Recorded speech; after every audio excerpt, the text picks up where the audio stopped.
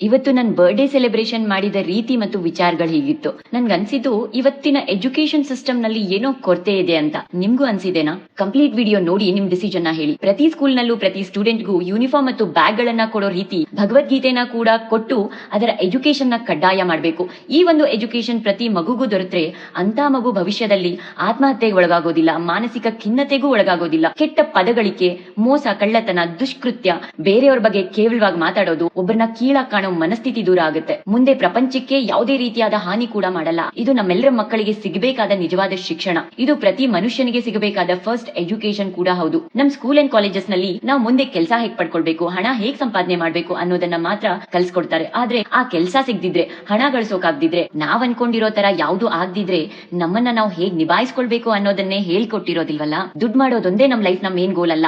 ಒಳ್ಳೆ ವ್ಯಕ್ತಿತ್ವವನ್ನ ಬೆಳೆಸ್ಕೊಂಡು ಯಾವ ಪರಿಸ್ಥಿತಿನಲ್ಲೂ ಕುಗ್ದೆ ನಮ್ಮನ್ನ ನಾವು ಹ್ಯಾಂಡಲ್ ಮಾಡ್ಕೊಂಡು ಜೀವನದ ನಿಜವಾದ ಉದ್ದೇಶ ಅಂದ್ರೆ ಪರ್ಪಸ್ ನ ತಿಳಿಯೋದೇ ಇಂಪಾರ್ಟೆಂಟ್ ಗೋಲ್ ಆಗಿದೆ. ನಮ್ಮ ಸನಾತನ ಧರ್ಮದ ಬಗ್ಗೆ ಅರಿವು ಮೂಡಿಸೋದು ಪ್ರತಿ ತಂದೆ ತಾಯಿಗಳ ಮತ್ತು ಶಿಕ್ಷಕರ ಜವಾಬ್ದಾರಿಯಾಗಿದೆ. ಕೆಲವೊಬ್ರು ಹೀಗೂ ಹೇಳ್ತಾರೆ, ಇವಾಗ ಇದ್ದಿದ್ದೇ ಓದಕ್ಕಾಗ್ತಿಲ್ಲ, ಇದನ್ನೇನ್ ಓದೋಣ, ದೊಡ್ಡವರಾದ್ಮೇಲೆ ಓದ್ತಾರೆ ಬಿಡಿ ಅಂತ.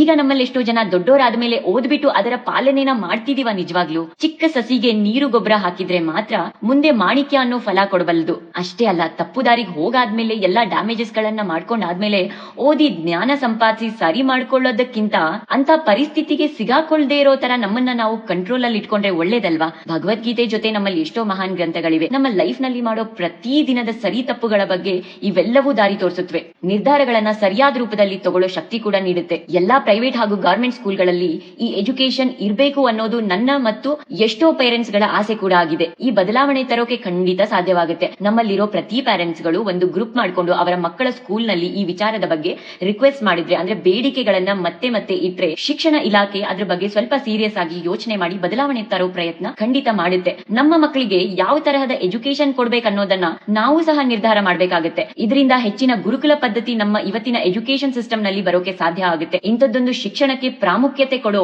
ಹೆಚ್ಚು ಹೆಚ್ಚು ಗುರುಕುಲಗಳು ಪ್ರಾರಂಭ ಆಗ್ಬೇಕು. ಇಂಥ ಒಂದು ರಾಜವಿದ್ಯೆ ಕಲಿಯೋ ಅವಕಾಶ ಪ್ರತಿ ಮಗುಗೂ ದೊರಕಬೇಕು. ನಿಜವಾದ ಸ್ವಚ್ಛ ಭಾರತ ಆಗೋದು ನಮ್ಮ ಎಜುಕೇಶನ್ ಸಿಸ್ಟಮ್ ನಲ್ಲಿ ಸ್ವಚ್ಛತೆ ಬಂದ್ರೆ ಮಾತ್ರ ಸಾಧ್ಯವಾಗೋದು. ಮಕ್ಕಳ ಮನಸ್ಸುಗಳು ಶುದ್ಧವಾಗಿ ಬೆಳೆದ್ರೆ ದೇಶದ ಸ್ವಚ್ಛತೆ ಕೂಡ ಸುಲಭ. ಆಗ ನಮ್ಮಲ್ಲಿ ನಿಜವಾದ ಸ್ವಚ್ಛ ಭಾರತ ಆಗುತ್ತೆ. ಪ್ರಯತ್ನ ಪಡೋಣ. ಪ್ರಯತ್ನ ಪಟ್ಟೋನೆಂದು ಸೋತಿಲ್ಲ, ಕೈಲಾಗೋದೇ ಇಲ್ಲ ಅಂತ ಬಿಟ್ಟೋನೆಂದು ಗೆದ್ದಿಲ್ಲ. ಪ್ರಯತ್ನಂ ಸರ್ವಸಿದ್ಧಿ ಸಾಧನಂ. ಅಂದಿನ ದಿನಗಳಲ್ಲಿ ಮೀಡಿಯಾ ಸಪೋರ್ಟ್ ಮತ್ತು ಎಷ್ಟೋ ಸಪೋರ್ಟ್ ಗಳೇ ಇಲ್ದೇನೆ ಎಷ್ಟೋ ಸಾಧಕರು ಸಮಾಜದಲ್ಲಿ ಬದಲಾವಣೆ ತರೋ ಪ್ರಯತ್ನ ಮಾಡಿದ್ದಾರೆ. ಜನರ ಸಹಕಾರದಿಂದ ದೊಡ್ಡ ಬದಲಾವಣೆನ ಕೂಡ ತಂದಿದ್ದಾರೆ. ಇವತ್ತಿನ ಪರಿಸ್ಥಿತಿಗೆ ಈ ಜ್ಞಾನ ಅತ್ಯವಶ್ಯಕವಾಗಿದೆ. ನನ್ ಜೊತೆ ನೀವೆಲ್ಲರೂ ಕೈ ಜೋಡಿಸ್ತೀರಾ ಅನ್ಕೊಂಡಿದೀನಿ. ಈ ವಿಡಿಯೋ ನಿಮ್ಗೆ ಸೂಕ್ತ ಅನ್ಸಿರೋ ವ್ಯಕ್ತಿಗಳಿಗೆ, ತಂದೆ ತಾಯಂದ್ರಿಗೆ ತಲುಪಿಸಬೇಕಾದ ರೆಸ್ಪಾನ್ಸಿಬಿಲಿಟಿನ ನಾನಿವತ್ತು ನಿಮ್ಮೆಲ್ರಿಗೂ ನೀಡ್ತಿದ್ದೀನಿ. ಜೈ ಶ್ರೀ ಕೃಷ್ಣ. ರಾಧೇ ರಾಧೇ.